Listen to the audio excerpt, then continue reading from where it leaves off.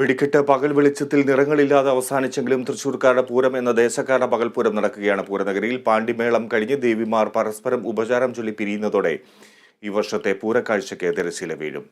പകൽപൂര വിശേഷങ്ങളുമായി ഭദ്രാചന്ദ്രൻ അവിടെ നിന്ന് ചേരുകയാണ്. ഭദ്ര, എന്തായാലും പകൽപൂരത്തിന് ജനങ്ങൾ എത്തിയിട്ടുണ്ട്. ദേശക്കാരുടെ ആഘോഷമാണ്. എങ്ങനെയാണ് പകൽപൂരം പുരോഗമിക്കുന്നത്?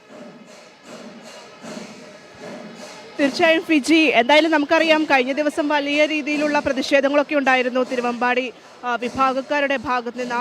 നേരം വൈകിയതും അതുപോലെ പോലീസിന്റെ അമിതമായിട്ടുള്ള നിയന്ത്രണങ്ങളും ഒക്കെ ആയിരുന്നു കാരണം. എന്തായാലും അതിനൊക്കെ വിരാമം കുറിച്ചുകൊണ്ട് പൂരം വീണ്ടും ആവേശത്തിലേക്ക് കടന്നിരിക്കുകയാണ്. പകൽപൂരം രണ്ട് ഭാഗത്തും നമ്മുടെ വലതും ഇടതുമായി പാറമേക്കാവും തിരുവമ്പാടിയും വിഭാഗം ആനകൾ ഗജവീരന്മാരിങ്ങനെ നിരന്ന് നിൽക്കുകയാണ്. അതേസമയം കുറച്ച് കഴിയുമ്പോൾ നമുക്ക് അല്പം കൂടി സങ്കടമുണ്ടാകും. കാരണം വിട ചൊല്ലി പിരിയാൻ പോകുന്നു രണ്ട് വിഭാഗക്കാരും എന്നുള്ളതാണ്. എന്തായാലും പക്ഷെ അതൊക്കെ താൽക്കാലികം മാത്രമാണ്. കാരണം ആ ഒരു സെക്കൻഡ് കഴിഞ്ഞ് അടുത്ത സെക്കൻഡിൽ തുടങ്ങുകയാണ് അടുത്ത വർഷത്തേക്കുള്ള കാര്യങ്ങളൊക്കെ എങ്ങനെ വേണം എന്ന് തീരുമാനിക്കാൻ രണ്ട് ദേവസ്വങ്ങളും. നമുക്ക് എന്തായാലും ഇവിടെ കുറേ പേര്, നമുക്ക് തൃശ്ശൂർക്കാരുടെ പൂരം എന്നാണ്, അതായത് ദേശക്കാരുടെ പൂരം എന്നാണ് ഇന്നത്തെ ഒരു ദിവസത്തെ വിശേഷിപ്പിക്കുന്നത്. പക്ഷെ അങ്ങനെയാണെങ്കിൽ പോലും നിരവധിയായിട്ടുള്ള ആളുകൾ പല സ്ഥലത്തു നിന്നും വരുന്ന കാഴ്ചകൾ നമുക്ക് കാണാനുണ്ട്. ഇവിടെ ഒരുപാട് പേര് എനിക്ക് ചുറ്റും ഇതുപോലെ തടിച്ചു കൂടി നിൽക്കുകയാണ്. വടക്കുന്നാഥൻ്റെ മണ്ണിലിങ്ങനെ എല്ലാ ജില്ലക്കാരും എല്ലാ സംസ്ഥാനക്കാരും അല്ലെങ്കിൽ പുറത്തു നിന്നുമൊക്കെ തന്നെ ആളുകൾ ഒന്നിച്ചു കൂടുന്ന ഒരു കാഴ്ചയാണ് നമുക്ക് കാണാൻ സാധിക്കുന്നത്.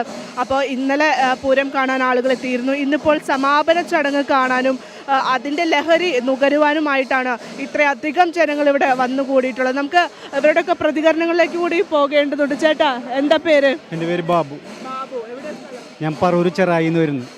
പറൂര് ചെറായിന്ന്. അതെ ഫിജി, ഞാൻ നേരത്തെ സൂചിപ്പിച്ചിരുന്നത് തൃശ്ശൂരുകാർ മാത്രമല്ല, തൃശ്ശൂരുകാരുടെ ദേശപൂരമാണ് എങ്കിൽ പോലും ഇദ്ദേഹം എറണാകുളം ജില്ലക്കാരനാണ് വന്നിരിക്കുന്നത്. ചേട്ടാ എപ്പോഴാണ് വന്നത്? ഞാനൊരു 9 മണിയായി പോകുന്നതാണ് ഇന്ന് രാവിലെ. ഇന്നലെ വന്നില്ല, കാരണം ഞാൻ ഈ സമയത്ത് വന്ന് പൂരം കണ്ടിട്ടില്ല. ഈ പിറ്റേ ദിവസത്തെ പൂരം അത് കാണാനായിട്ട് വന്നതാണ്. അതൊരു മനോഹര കാഴ്ച തന്നെയാണ്. അത് തന്നെ.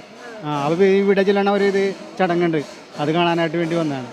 ഇന്നലെ നമ്മൾക്ക് ചില പ്രതികരണങ്ങളൊക്കെ ഉണ്ടായിരുന്നു. അതായത് വിട ചൊല്ലി പിരിയുന്നത് കാണുമ്പോൾ ഒരു രോമാഞ്ചമൊക്കെ ഉണ്ടാകും, മനസ്സിന് സങ്കടം വരും. അതുപോലെ ഈ പരസ്പരം വിട ചൊല്ലി പിരിയുന്ന രണ്ട് ആനകൾ തമ്മിൽ, അതായത് ഈ തിരുവമ്പാടി ഭഗവതിയുടെയും പാറമേക്കാവിൽ അമ്മയുടെയും ആ തിടമ്പുകളേറ്റിയിട്ടുള്ള രണ്ട് ഗജവീരന്മാരും പരസ്പരം മുഖത്തോട് മുഖം നോക്കി നിന്നുകൊണ്ട് തുമ്പിക്കൈ ഉയർത്തിക്കൊണ്ട് അഭിവാദ്യം ചെയ്യുന്ന ആ ഒരു സമയത്ത്, വിട പറയുന്ന ആ ഒരു സമയം എന്ന് പറയുന്നത് വളരെ വിങ്ങലോടുകൂടി, ഒരു പക്ഷേ ആനകളുടെ ആ ഒരു ദേവിമാരുടെ രൂപം കൊണ്ട് നിൽക്കുന്ന ആ ആനകളുടെ ഉള്ളിൽ പോലും ഒരു വിങ്ങൽ ഉണ്ടാകുമെന്ന് തന്നെയാണ് പറയപ്പെടുന്നത്. ആ ഒരു വിങ്ങലാണ് ഇവിടെ ചുറ്റും കൂടി നിൽക്കുന്ന ഇത്രയും ആളുകളുടെ മുഖത്തും അതുപോലെ തന്നെ അവരുടെയൊക്കെ കൈകളിലുമൊക്കെ ആ ഒരു വിഷമം ഉണ്ടാകുമെന്നുള്ളതാണ്. ഇപ്പം എല്ലാവരും ആ താളത്തിനനുസരിച്ച് കൈകൾ ഉയർത്തി അതുപോലെ ബലൂണുകളൊക്കെ ഉയർത്തിക്കൊണ്ട് ഇങ്ങനെ താളം പിടിക്കുന്നുണ്ട്. അല്പസമയം കഴിഞ്ഞാൽ തൃശ്ശൂർ നഗരി ചെറുതായിട്ടൊന്ന് നിശബ്ദതയിലേക്ക് പോകുമെന്നുള്ളത് അതൊരു സത്യമായിട്ടുള്ള ഒരു കാര്യം തന്നെയാണ് ഫിജി. അത് നമുക്ക് കണ്ട് തന്നെ മനസ്സിലാക്കേണ്ടിയിരിക്കുകയാണ്. എന്തായാലും വിവാദങ്ങളും അതുപോലെ സമയത്തെ ചൊല്ലിയുള്ള ചില പ്രതിസന്ധികളൊക്കെ ഉണ്ടായിരുന്നുവെങ്കിൽ പോലും അതിൽ നിന്നെല്ലാം ഇപ്പോൾ മാറ്റം വന്ന് വീണ്ടും തൃശ്ശൂർ നഗരി അല്ലെങ്കിൽ പൂരനഗരി, തേക്കിൻകാട് മൈതാനി, വടക്കുന്നാഥൻ്റെ മണ്ണ് വീണ്ടും ഇപ്പോഴിതാ പൂരാവേശത്തിലേക്ക് കടന്നിരിക്കുകയാണ്. ഓരോ മണിക്കൂർ കൂടുന്തോറും ചൂടിങ്ങനെ വർദ്ധിച്ചു വരുന്നുണ്ട് എങ്കിൽ പോലും ആ ചൂടിനെക്കാട്ടിലും ഒക്കെ അപ്പുറത്തേക്ക് പൂരാവേശം പൊട്ടിക്കയറുകയാണ് എന്നുള്ളതാണ് നമുക്ക് മനസ്സിലാക്കാൻ പറ്റുന്നത്. ചേച്ചി, എന്താ പേര്? കുമാരി. കല്ലേറ്റുങ്കര ഇരിങ്ങാലക്കുട, തൃശ്ശൂർ ജില്ല. ഇന്നിപ്പോൾ ഇത് തൃശ്ശൂർക്കാരുടെ പൂരല്ലേ? അപ്പോൾ എങ്ങനെയാണ് ഇന്നിപ്പോൾ വിട ചൊല്ലി പിരിയാൻ പോവുകയാണ്? നമുക്ക് ക്യാമറയിലേക്ക് കാണാനില്ല. ഓക്കെ, അപ്പോൾ ഇന്നിപ്പോൾ തൃശ്ശൂർക്കാരുടെ പൂരാണ്, വിട ചൊല്ലി പിരിയാണ് രണ്ട് അതായത് പാറമേക്കാവ് വിഭാഗവും അതുപോലെ തിരുവമ്പാടി വിഭാഗവും. എങ്ങനെയാണ് അതിനെ നോക്കിക്കാണുന്നത്? അല്ല, ഞങ്ങൾ തൃശ്ശൂർക്കാരല്ലേ, അപ്പോൾ അത് കാരണം കൊണ്ട് ഈ പൂരത്തിന് ഞങ്ങൾ എല്ലാ പ്രാവശ്യം വരും. അപ്പോൾ രണ്ടാമത്തെ ദിവസമാണ് വരിക, പകൽപൂരം കാണാനാണ് വരും. അപ്പോൾ ഇത് കാണാൻ വേണ്ടിയിട്ടാണ് ഞങ്ങൾ വരുന്നത്. രണ്ട് ദൈവം അങ്ങനെയില്ല, അത് ഇനി അടുത്ത കൊല്ലം വരെ കാത്തിരിക്കണ്ടേ എന്നുള്ളൊരു ഇത്.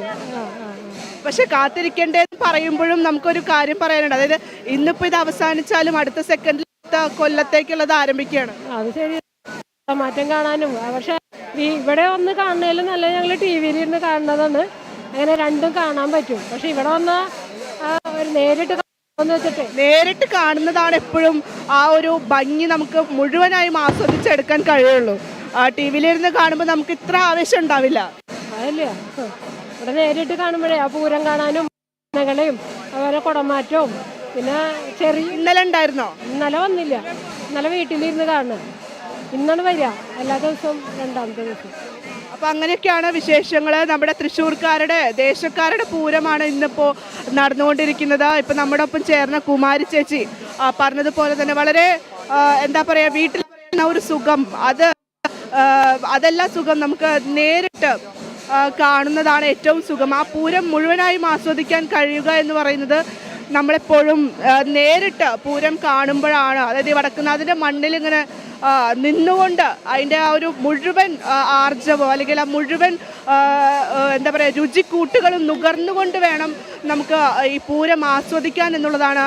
അത് തന്നെയാണ് ഈ കുമാരി ചേച്ചിയും പറഞ്ഞിട്ടുള്ളത്. നമുക്കിതാ ചുറ്റിലും കൂടി നിൽക്കുന്ന ആളുകളുടെ ഒക്കെ ആരവം, ആ ഒരു എനിക്ക് തോന്നുന്നു നമുക്ക് നമ്മളുടെ സ്റ്റുഡിയോയിലേക്ക് ആ ഒരു ശബ്ദം, ആ ആരവം, ആ കൊട്ടുകളുടെ മാത്രമല്ല, മേളം മാത്രമല്ല, ആളുകളുടെ ശബ്ദവും അതുപോലെ തന്നെ ഇടയ്ക്കിടയ്ക്ക് ഈ പുട്ടിന് പീര എന്ന കണക്ക് വെടിയും പൊട്ടുന്നുണ്ട്.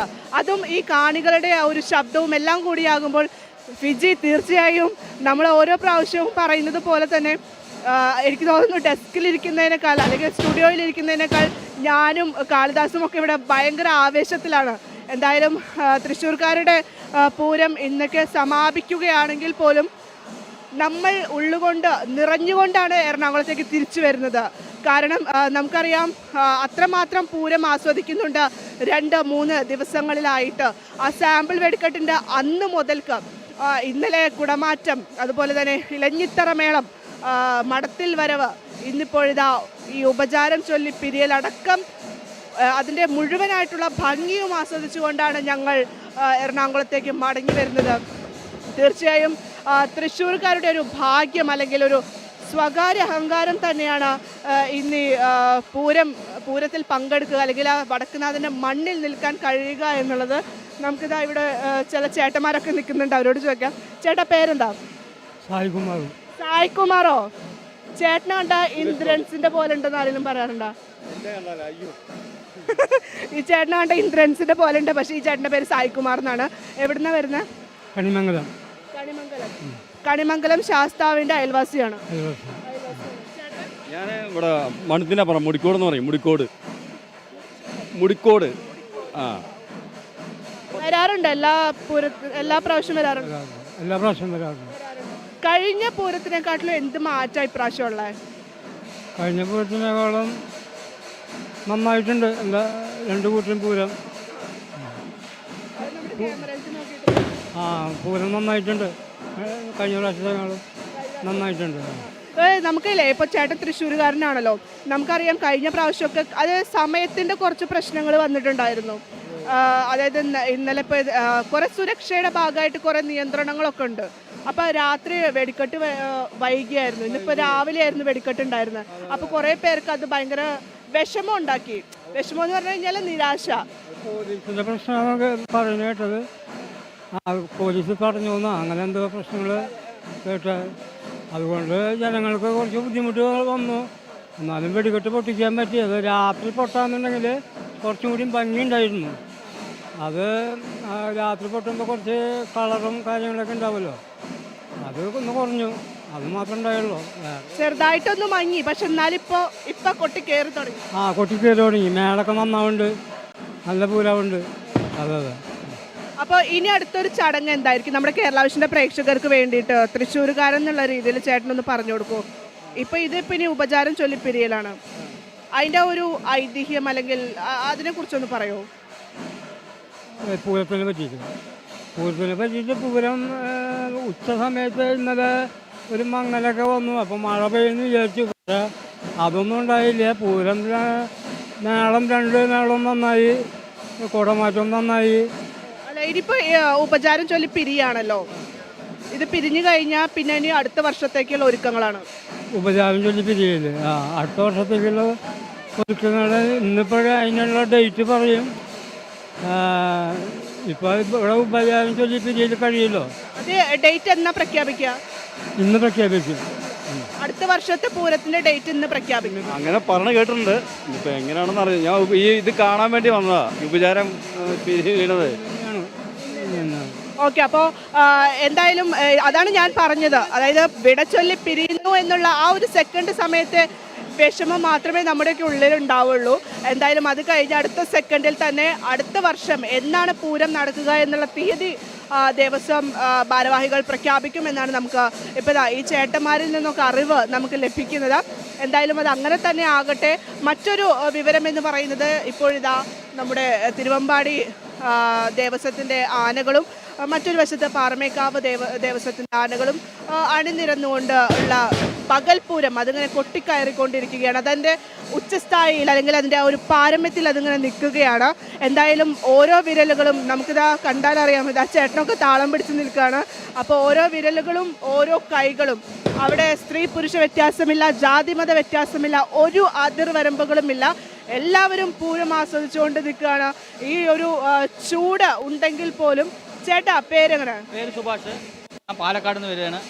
കാണുന്നു തൃശ്ശൂർ പൂരം ഇന്നലെ വന്നതാണ്. ഇന്നലെ രാത്രിയാണ് വന്നത്. വെടിക്കെട്ട് കാണാൻ വേണ്ടി വന്നതാണ്.